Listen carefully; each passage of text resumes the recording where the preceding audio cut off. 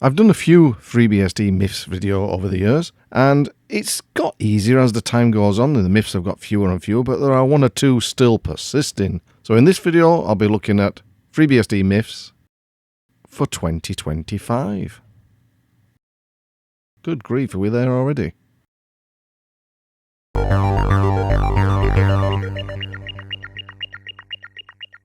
Right, myth number 5. FreeBSD isn't a desktop OS. Now, I've heard this on lots of occasions. I use FreeBSD as a desktop OS, and as you can see on screen here, there's plenty of desktops. Top left-hand corner is NomadBSD. Top right is RoboBSD. It's a little project of mine.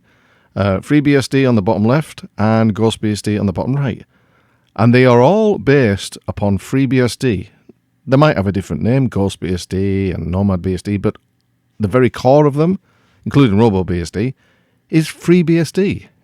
And as you can see, they will all do as a desktop. They have a fully functional desktop, all the applications you could ever need. And, frankly, I live in a FreeBSD desktop. Well, I don't physically live in it, you know what I mean? I do everything I need to do with a FreeBSD desktop. I don't touch Linux, don't touch Windows, and I'm not the most technical person in the world, and if I can do it, I really do think that other people can. It makes a great server OS, that's for sure, but it also makes a fantastic desktop OS. It's just that people need to get out of their comfort zone and perhaps try something different, and yeah. I mean, there are one or two things that are deficient. Say, for instance, there's one or two drivers that aren't working or some applications that aren't available. But, as a desktop OS, FreeBSD is more than capable. The one that I'm not showing on here is GNOME, or GNOME. It's because I don't run it, I don't like it. But that's fully available as well. So, yeah, FreeBSD is perfectly fine as a desktop OS. Next is myth number 4. FreeBSD has no software. Well, this really ties back to what we've just seen about the desktop, and it's a load of nonsense. FreeBSD at the moment, and I'm looking, has got 35,972 packages. Not all applications, of course, some are libraries, etc. But it shows you that there's a healthy amount. And if you go to the FreeBSD port search, if you want perhaps you're not going to find DaVinci Resolve, CUDA software, Adobe Suites. You're not going to find Microsoft Office or anti-cheat software or AutoCAD. Some of these big hitters that may be available for Linux and Windows are not going to be found. That's just the way it goes. There are some limitations. But for everything else, say for instance, an Office suite like LibreOffice, there is. And of course, you can choose whichever one suits your language and locale. Everything's there. So there's an Office suite, and frankly, I think that's brilliant. And of course, if you want the predecessor, which is OpenOffice, which I still like, a lot of people don't like, but I kind of like OpenOffice. And what else have we got? We can have a look for Firefox, of course. There's Firefox if you want a modern browser, a modern up-to-date browser at the time of this video. There it is. Works perfectly fine. I use it all the time. There's also Chromium and that if you want them. And yes, DRM does work. You can watch Netflix on these. There's Thunderbird for your email. And there are other... I'm giving you an example of one or two things. There are plenty of alternatives for each one that I mention. There's Kdenlive if you want to do some video editing. It's a little bit behind the latest by about a year and a little bit, which I wish, much to my consternation, but they'll eventually get there. There's other video editors, of course, if you want that. Avidemux and Olive. Is that still going? Fantastic. You've got other things like PTV, Shotcut, and Shotcut. So there's Shotcut version 22.06.23. I think that uses Qt5. Yep. But there's a more up-to-date of 24.11.17 using Qt6. Okay, fine. I'll have to give that a go. So yeah, you got video editors, web browsers, Office suites, What about some graphic doodads? Well, we've got one which I can't mention by name because YouTube will not like this. But it's it sounds like Geordie, and it lets you view things. You know what I mean by looking on screen, and it works very well as well with a suitable back end. And what else have we got? We can also, if you want, cheekily enough, if you want to have a look for some Linux software. Now, these will work fine. Some may require some extra steps, like some like files, but everything that if you want to get some Linux things up and going, like there's an Azure or there's Bash Top or some games that have been ported over or run under the Linuxulator. Yeah, it's thing about FreeBSD is that if it tends to be not native, you more than likely can get it working under the Linuxulator or the Linux ABI, or even Wine if you wish. So, best of all worlds, I suppose. What else can we look for? We can have some games. Yeah, I know. I mean, Steam is available, but it's a bit of a kludge to get it working, but it will work. But if you want some other games that are just easy to quickly get into, there's more than enough to keep you busy. Yeah, and most of these games are available for Linux anyway in many of the repositories that they have. And you have drivers, NVIDIA, of course. Now, I don't use AMD. I can't attest to the quality of those, but the NVIDIA drivers work fine. I remember a time it used to be it used to be a pain just to get the NVIDIA drivers working in FreeBSD. But then that got easier, and now it's really simple. You just load it in, and boom, there you go. So what else have we got? We've got Inkscape, of course, which is an invaluable tool for me. I think it's the latest version available. Also got OBS Studio, if I can find it. It is available down here somewhere. Oh, there it is. So you've got OBS, there it is, 31.0.0. I don't know if that's the latest, I think it is. And that works fine. Myth number 3. FreeBSD has poor hardware support. Now, FreeBSD is available for all the major architectures. You've got AMD 64, 386, Raspberry Pi or the Arch 64. There it is on my my lovely Raspberry Pi 400. 32-bit ARM if you want. RISC-V and PowerPC. So, in terms of architecture, FreeBSD does very well. And other things which you plug into the architecture, that might be on the boards themselves, FreeBSD is not too bad. I mean, some things like Bluetooth maybe and Wi-Fi can be a little bit dodgy. Oh, look, cryptographic accessories, I don't know what they are. But I've really not had any problem with webcams or printers or anything like that. And even the Wi-Fi adapters and the Wi-Fi chipsets, I mean, if you can see here, it really, there's a lot. And I suppose if you have the latest chipset, even Linux is probably going to struggle with that. And even Windows, you might have to sort of like download the latest drivers. But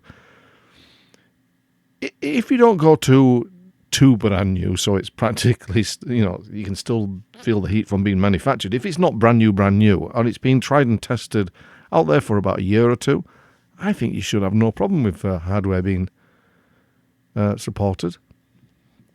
Of course, there are always exceptions, isn't there? There's video cameras. Like I say, my limited hardware accessories that I've got and the very old computers I have, I really don't have any issues. Now, that's just me. I don't use laptops, so I can't attest to whether or not displays or Wi-Fi or anything else works.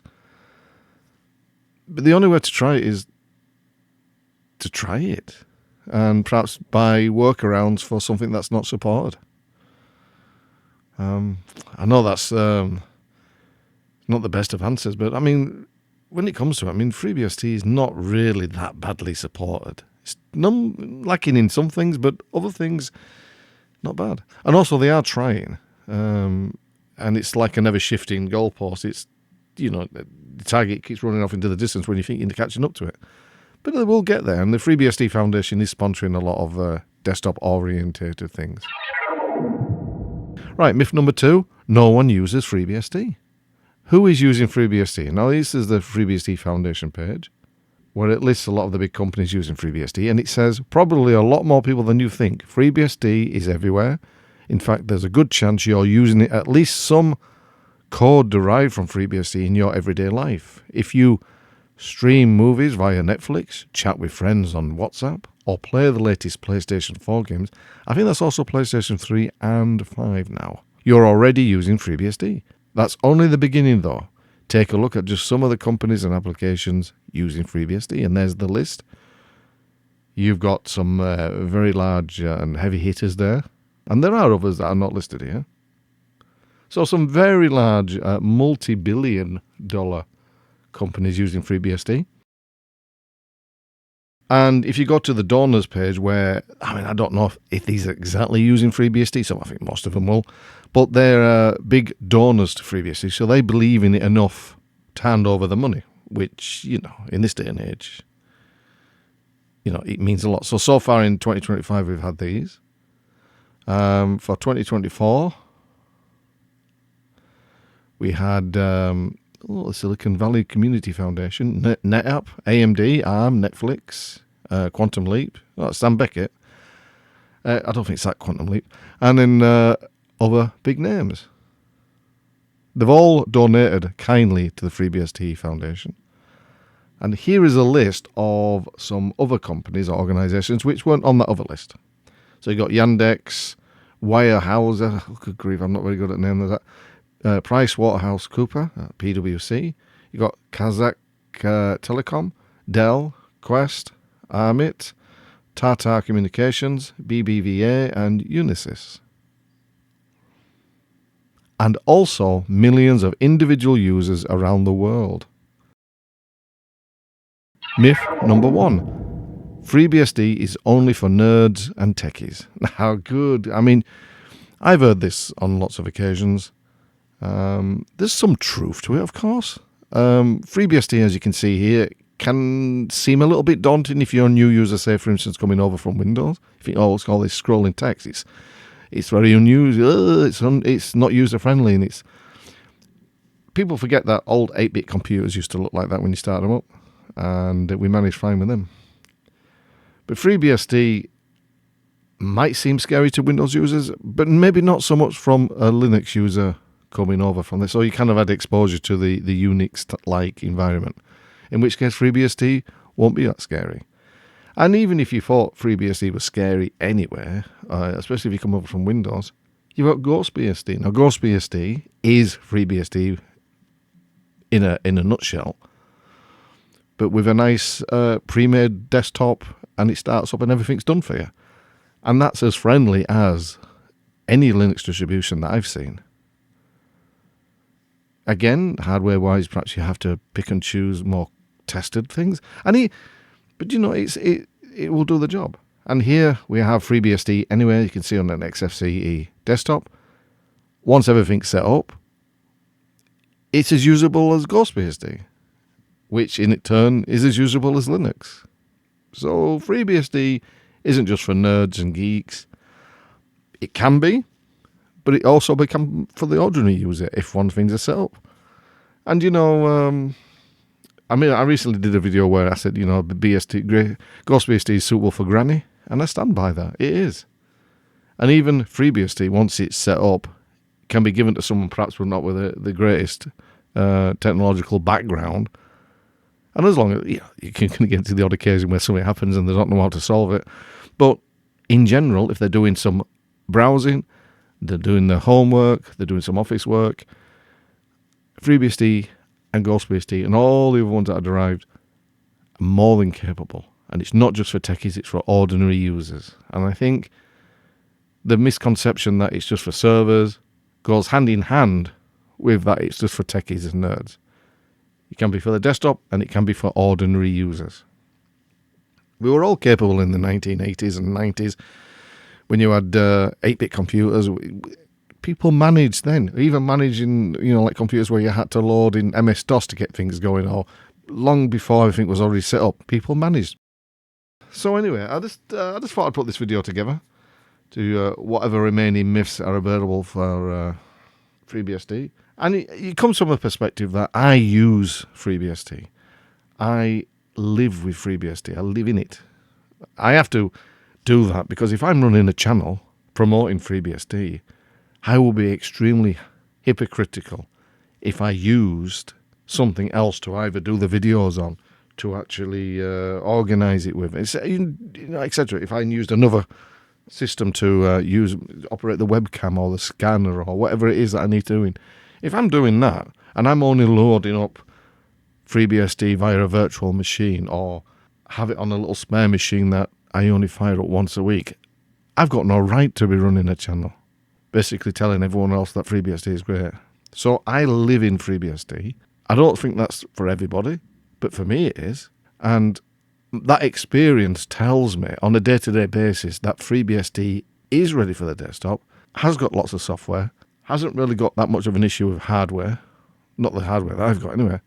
And if I can do that, and I'm not the most techiest person in the world, I mean, I've got working knowledge of what to do, then anybody can. So, in the basis of this video, I'm living it. Anyway, before I go off on a completely different tangent and start ranting and raving like an old man, I want to say thank you for watching. I hope this has provided some kind of clarity. And if it has, please consider giving a thumbs up. If you have given it a thumbs up or one or two other videos, then consider subscribing. I would love to have you on board. And if you do subscribe, click that notification bell so you're not missing out on any new videos that I might drop. And I tend to do them once a week if I can. Sometimes maybe 2 a week, but mainly once a week. So anyway, thanks for watching, and I'll definitely catch you next time. This and every other video on my channel has been made using FreeBSD and open source software.